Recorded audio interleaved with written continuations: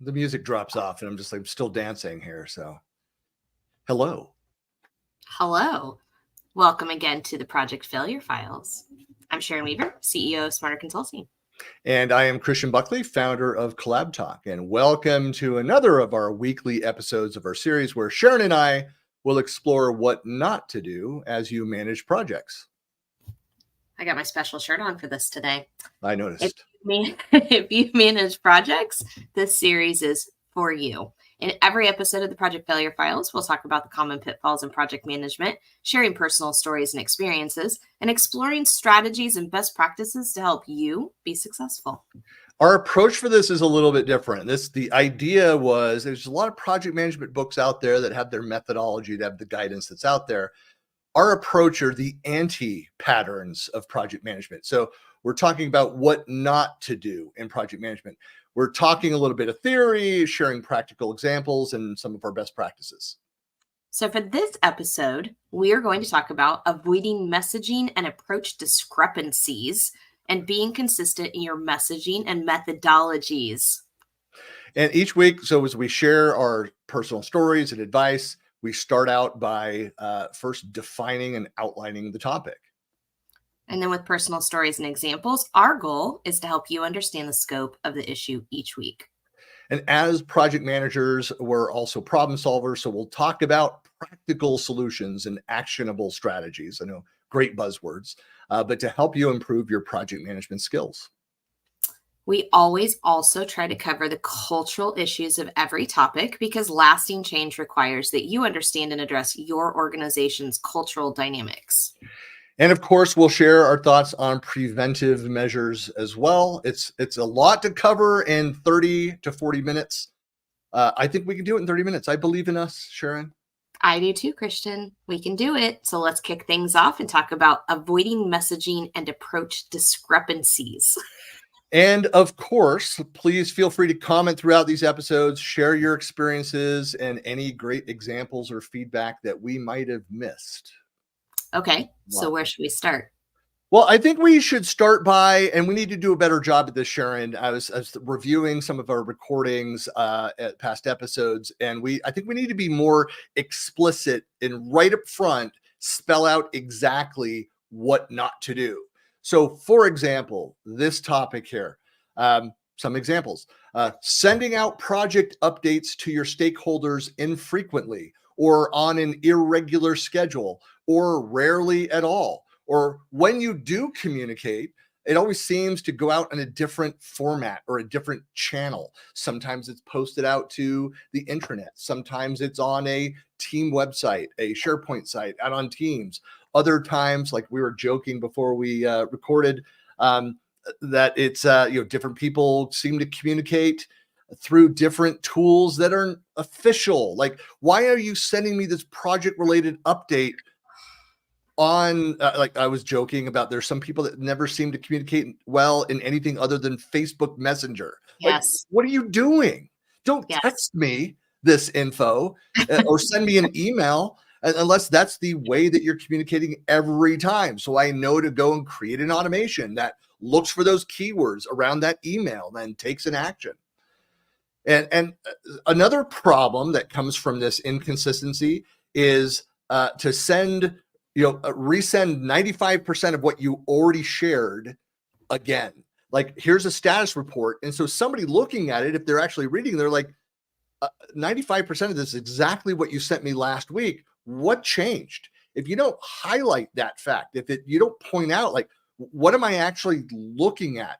And it's kind of like, I'll make the comparison to paid search in your Google experience. Like, my eyes glaze over at the paid stuff because whatever I'm searching for in the browser, it's never what comes up in the paid results. I'm looking for the organic results. Just scroll right on past the paid stuff. And so people have no idea if you're sending the same information over and over again, they don't know what they're supposed to look at. They don't know what they're supposed to take action on. And that is just a huge fail. I think it's hilarious when people send different messaging every single time to different places. So some of this you've kind of alluded to already, but people will send me like they'll screen capture something and they'll chat it to me, whether it doesn't even matter what platform it's on. At least if it's at work, like maybe they'll chat it to me in a private message, or maybe they'll add on another person and be like, hey, I have a question about this specific thing. Or like you said, like randomly on all these social media messages, I will just get random questions about things. I'm like, guys, come on. Like, so I think if there's one thing I could say to people, be consistent. And also, if it's about work stuff, put it in the right place. So, for example, I'll get messages, Christian, from different people on group chats where it'll be like, 3 or 4 handpicked people to have a conversation. And I'm like, let's take this to the actual group or the actual team where we can talk about that topic. I just had this conversation this morning about, Microsoft Teams, if that's the platform you're using, but I mean, again, similar behavior elsewhere, where someone will go and create a meeting. They'll create it in their, in email. And so in exchange, they'll automatically like create a Teams meeting. And then they wonder why, well, where's the data? Where's the recording? They've got to give people permission because it's shared to your OneDrive. So it was the wrong place to go and schedule that. Where if you're a Teams user, create your meetings in the Teams channel for that project where all those people are, where it keeps the notes, it keeps that. You can have a consistent then pattern for interacting with that data. But that especially becomes critical with all of the other tools and resources that are out there. If you have that single source of truth, no matter what it is, independent of platform, but have that one place and have that as part of your methodology. I mean, wait, that's a methodology. Why would you have a strategy or a methodology around like people talking to people? Like, we know how to talk to people. Why do we need strategy and methodology around that? They don't know how we talk to them on a regular basis. Part of it, and you and I said it, I think you said it last week. One of us says it every week, is that I don't care what methodology you use, as long as you use a methodology, some version of a methodology. I mean, I'm sure you're the same as me, is that I've done it so many times where I have a lightweight version of a methodology, of an approach for communications. And two, we should point out, this isn't just about your communication strategies. We covered that in another episode. There's a lot of overlap here, but it's your overall approach to the project. And communication, of course, is a strong aspect of that. You think of some of the pitfalls. Again, having those irregular communications, varied formats there, resending old updates. It causes confusion. It causes inefficiency. I've got a great example for this, Sharon. I mean, both working in the Microsoft ecosystem, when the product team announces new features or they fix something or whatever, where's that one place where that communication happens? Or is it in one place? What's your experience? So many different places. I mean, I like Message Center. I think Message Center is great. The only problem is you have to be an admin to have access to Message Center. The average everyday user doesn't have access to Message Center. So if I'm an average everyday user, maybe I go to the blogs like blogs.microsoft.com, or maybe I go to the product team blog, or for some teams, maybe I go to Twitter and I make sure to get all the alerts on Twitter. Sometimes I go other places. Maybe I look in email because I get an email from certain teams that are giving me updates in email. I think it's all over the place. And I think, the nice thing about certain product teams is that they're very, very good. I'm going to call out, because I have the microphone, that I love the Power BI team. The Power BI team is really good at keeping their blogs updated, and they're really great at putting that information straight in the tool. So if you leave your splash screen, they do a fantastic job of getting that information directly to the people who are using their tool. And so, you think about this from just a general overview of who is it that you're trying to message. And so this is back to that strategy conversation of, who are you trying to message? How are you trying to get it to them? And are you getting it to them consistently all the time? Or are you just randomly throwing parts and pieces out to different places? Yeah. I've got a great example of communication and methodology. I've used it twice with two very big companies, Microsoft and a company that no longer exists, and a little bit embarrassed to talk about it. Lots of money being made there. So lots of bad practices that were happening as they grew very fast. But the method that I used, there was I'll paint it this way, and you've had the exact same experience because we've talked about it in the past, but where I ran a shared services team, a project management organization with engineers, analysts. We maintained a bunch of systems, and I owned, even with this other company, not Microsoft, I owned the software development lifecycle, the QA team, like all of those aspects in IT. But I had all of these divisions, all these VPs and directors from across both organizations that were going and pulling my people sideways. My PMs were constantly frustrated about this. And there was the political aspect of this, where that a bunch of these organizations said, why do we have to go and utilize a shared resource? That PM should be over in my team. Well, the reality was they didn't have enough work for a single PM. So it made sense to have this shared methodology, this shared approach, and to leverage the skills of those people across different divisions. But it was difficult to have those conversations. But it got so chaotic that I'll share the Microsoft experience, where I actually went and installed a whiteboard in the hallway right off the elevator on our floor. And I instituted a standing meeting, a 15-minute morning meeting, mandatory. Some of my people that had flex schedules, they were frustrated by this. I said, look, it's temporary. It might be a month. It might be 3 months, but we're doing it. You have to be there. And we stood there and we outlined every project that was currently approved, in progress. We had like high level information. Here's what it is. Here's the stakeholder, the owner. Here's the ETA, the delivery of that. And here's the people from my team working on it. Like, that's it. I said, no one is allowed to add anything to this board except me. I saw some of our internal customers coming and trying to change things. Like, no. But what it did was it allowed my PMs, it sounds like overly controlling. And again, I was trying to change the culture of how they were making requests into my team, and forcing them to pay attention to the process, meaning that daily we were looking at new requests. Daily, we were reprioritizing. I had a conversation with one director a couple times, come over, and he said, this needs to be done, and it's so urgent, and blah, blah, blah, making all these things, all these claims. I said, let's walk over to the board. Top issue, the number one project, 3 of my people on it, requested by our VP. Is your project more important to this one? No. Next one down, this is the project. Here's the deadline. Here's what it is. Is yours more important than this one? No. And he admitted, as we went down that his was like 6th or 7th priority, with no people working on it yet, that it was the right place. And I said, look, if you can go to any one of these owners and get them to agree that yours is more important, that you can provide me more budget, more people, more time, whatever that is to this, I will adjust it. What happened because of this, that enforcement, and I had that conversation dozens of times with different folks, is that they felt heard. They understood then the process. And when people understand the process, like, we're going to tell you, like, this is what it is, we made it transparent, that people are more likely to accept that process. They understand. Now, we did have, in that case of that one director, he went and brought in his own external consultant. I said, hey, you had the ability to do that. Mm-hmm. You didn't want to spend that money. You want to utilize the internal team. Like, you could have also given me that head count. I would have hired the person, staffed it with yours, and then managed the overhead of that process. But he went around that.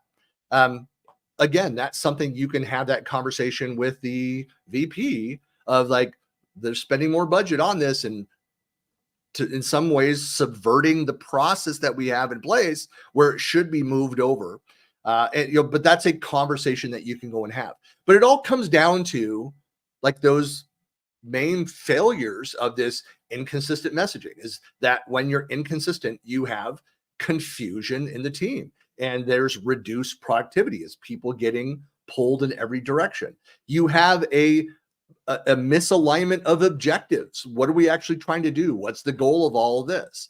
And then you have stakeholder mistrust. I mean, they're like pointing fingers at each other. And it's one of those things where I try to be more nurturing to the overall the governance process, the IT governance of saying, if you're participating in these discussions that are monthly, where we review what's coming up and where the priorities are, you'd have a better understanding, and you'd also have a voice in that process to say, I've got this thing coming up.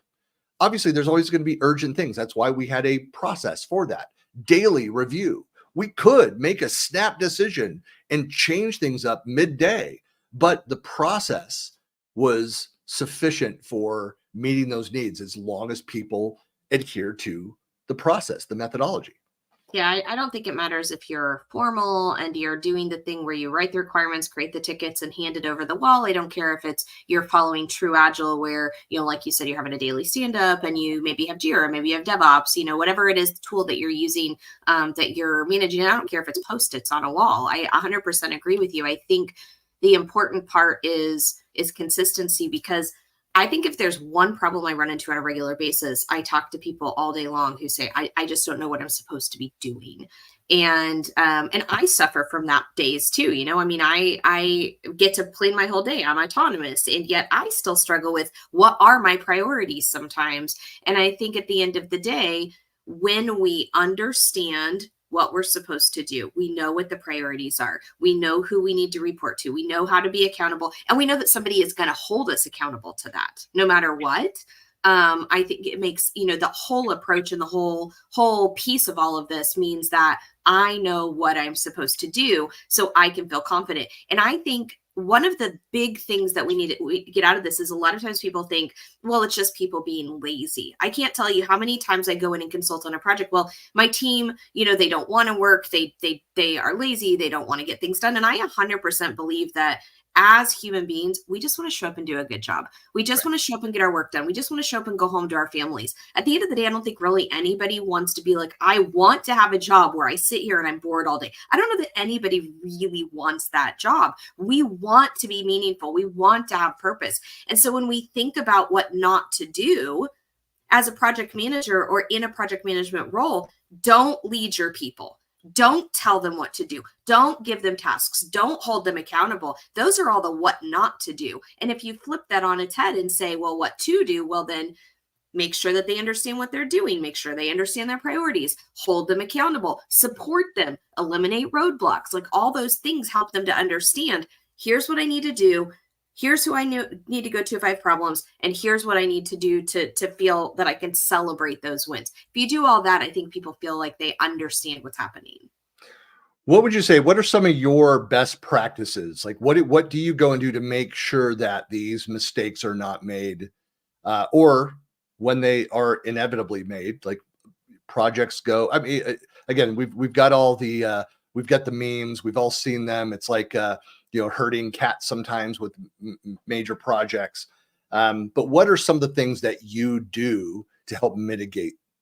I think much like you said, the very first thing that comes to mind is, how often are we meeting? And I know I don't want to schedule meetings for the sake of meetings. There's a lot of meetings I've been on in the past. Many thousands of years ago, I would be on very formal methodology projects where we'd have 200-300 people on a call, and everybody would be on the call on the whole planet. And I don't know that that's necessary. But the first thing that I ask a team is, okay, how often are you regularly meeting internally and with the client? Who, whether that's, whether you're internal facing and working with internal clients, or whether you are external facing and working with external clients, how often is your team meeting, and how often are you meeting with the people that you're providing value to? And I think your internal team should be meeting fairly regularly, even if that's just for a few minutes every day or a few minutes a couple times a week. I think you should meeting with whoever you're providing value to. If it's an active project, probably at least weekly, you should be touching base with them. Because, sometimes, especially in development, we go heads down and we kind of disappear into our tunnels to build things. And our person that we're providing that value has no idea what we're doing. So I think first and foremost, how often are we regularly touching base internally and externally? The next thing I do is, where are you keeping track of what you're doing? I don't care what task management tool you use. It makes no difference to me as long as you're using one, to your point. Where are we writing down what we're doing? How are we organized and prioritizing them? How often are we reviewing those things? And then how are we both holding people accountable and celebrating wins? I think if you can cover kind of those topics, you'll get the bulk of it. Yeah.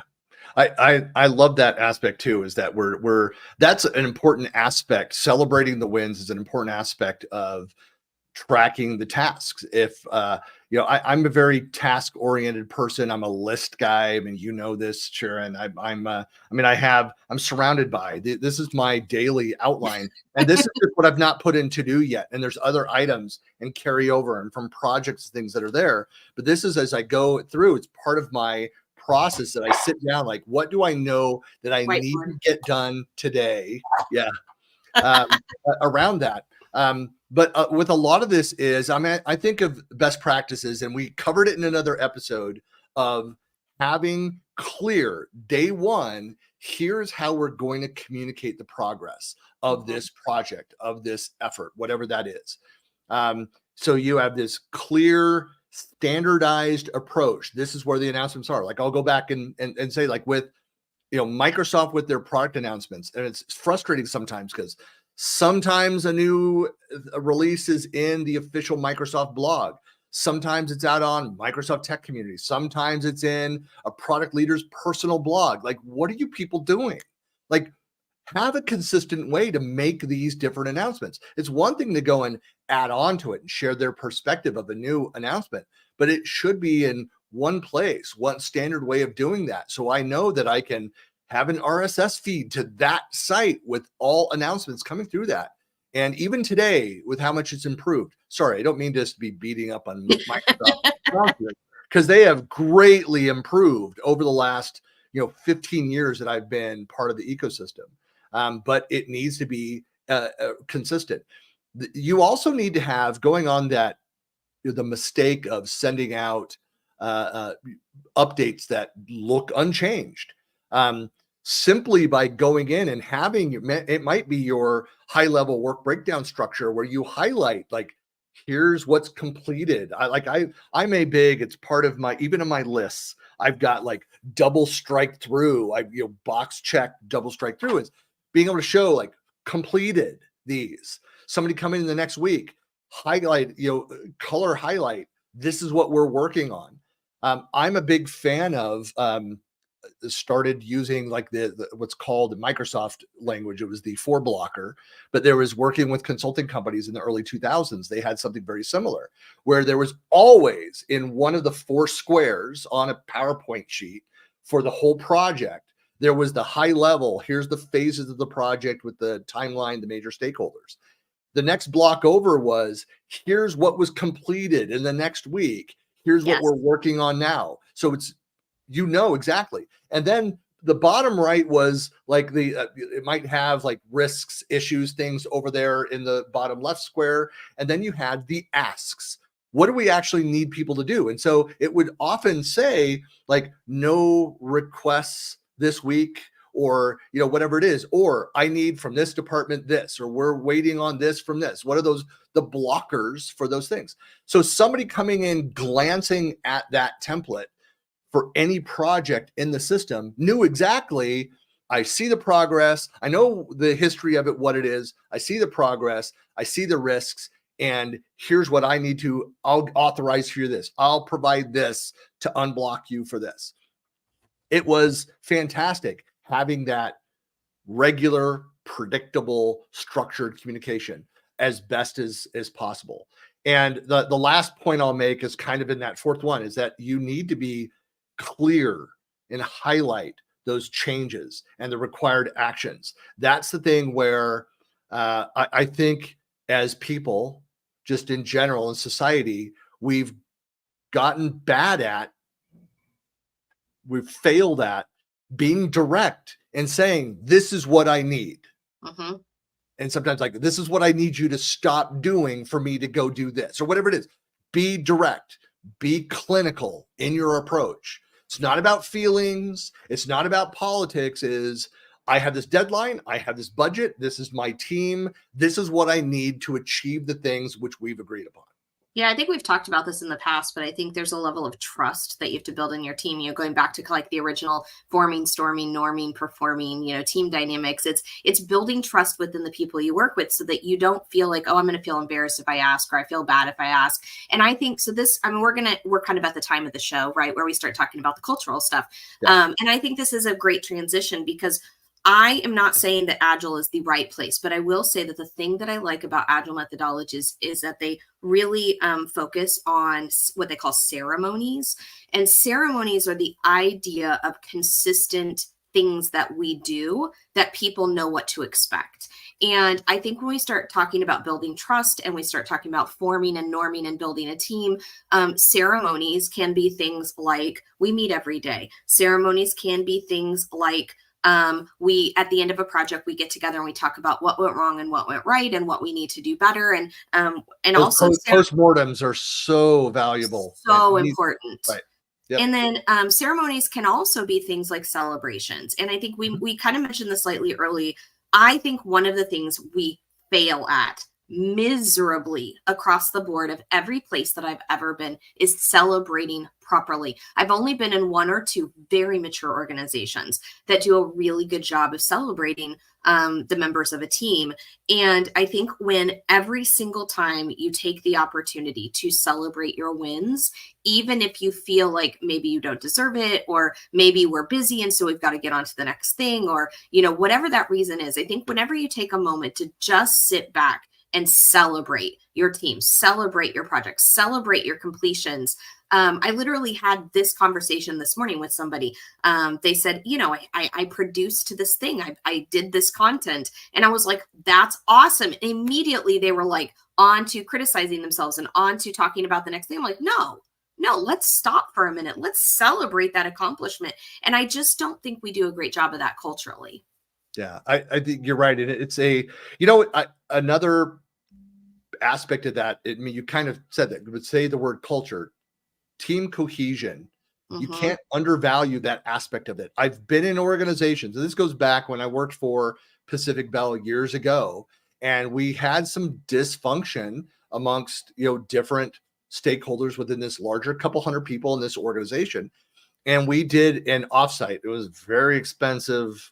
I'm almost embarrassed now to talk about.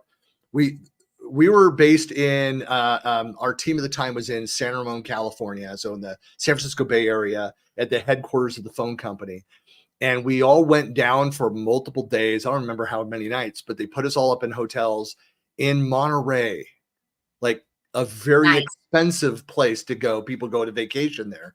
And we had like a beach party with like the jumbo shrimp and alcohol. There was a band on the beach, like all this for this party, bring it together. So aside from all of the expense that was when we were still like the phone company before SBC bought us, and then we bought AT&T, and it's now AT&T. Anyway, but I was able to parlay that team cohesion with some of these people that I just found so difficult.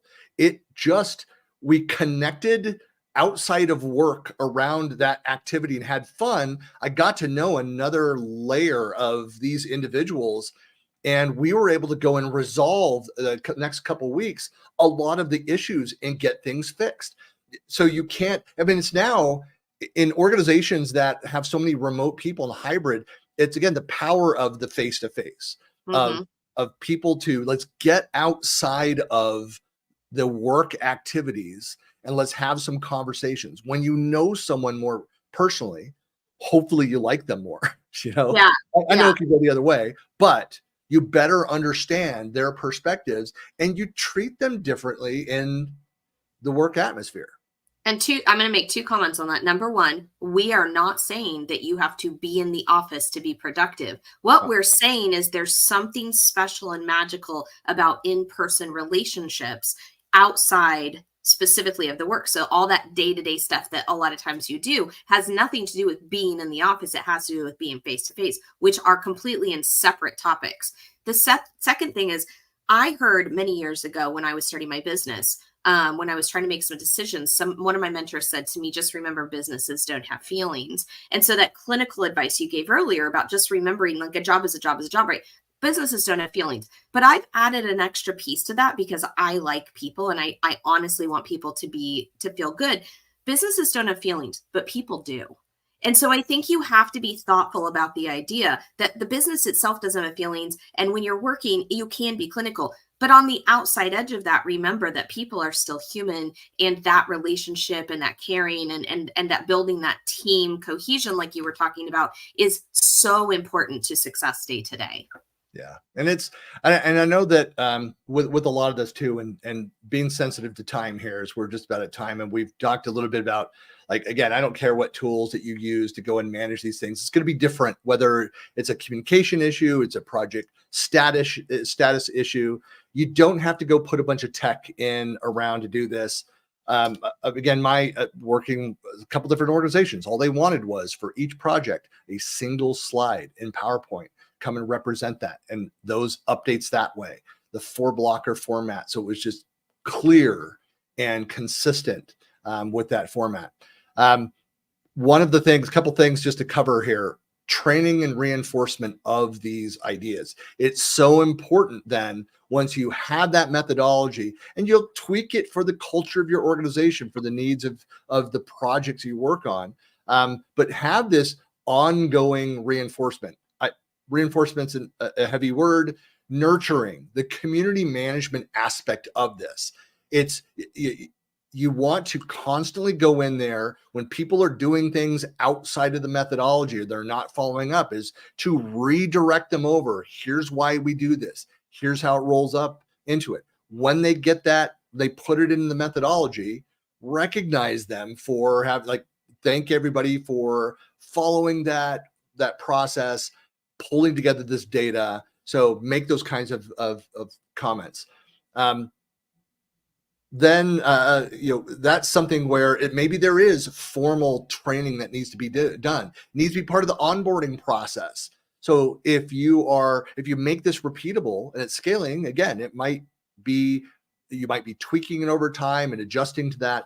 But make that part of that training, and then constantly reach out for feedback. Let people say, this isn't working, or I think we need to change this, or there's an inefficiency in how we do this aspect of it. So constantly, optimize that process. Again, I'm going back to my favorite Deming quote there: optimize the system, constantly review and improve upon that. Yeah. And then the benefits of all these things, of course, are, you've got that improved team cohesion when everybody's working from the same page. The projects are going to become more efficient because you're going to spend your less time chasing things and be able to focus more on what are we actually trying to do and executing on these projects. And then most importantly for all this is that you're going to have an increase in your stakeholder satisfaction. People are going to trust the process, and so again, they're going to be less critical, less heat off of you as the project manager. The manager will get less heat from this because it'll be visible, it'll be transparent to everybody. Yeah. I think at the end of the day, if we just boil it down, it's be consistent, continue to improve, celebrate your wins. Yep. Well, I know that's a lot. That is this week's episode. Please be sure to follow us. I guess I could put that banner back up there. Follow us out on the Twitters, X, Twix, whatever it's called now. There's also, we've put together this community out in Facebook where we'd love to hear your stories, other ideas. If there's a topic that is a particular pain or a lesson learned that you would like us to cover, I'd be surprised if we've had a few suggestions in, nothing that wasn't already in our plan or that we haven't experienced, then we added to and extended our weekly show. But if you want to see also the latest episodes, they're all out on YouTube under Buckley Planet, my profile. You can find it there. You can find it out on my blog. And of course, out in the socials, you can find us all over the place. And we're using more and more of the hashtag Project Failure Files to share all this content out there. That's a lot. So we are, the last thing, we are weekly, every Monday morning at the same time, 9 a.m. Pacific. You'll find us doing another episode. So we'll see you next week. Yeah. Thanks, everybody. And we'll see you next time. All right. See you later, Sharon. Bye.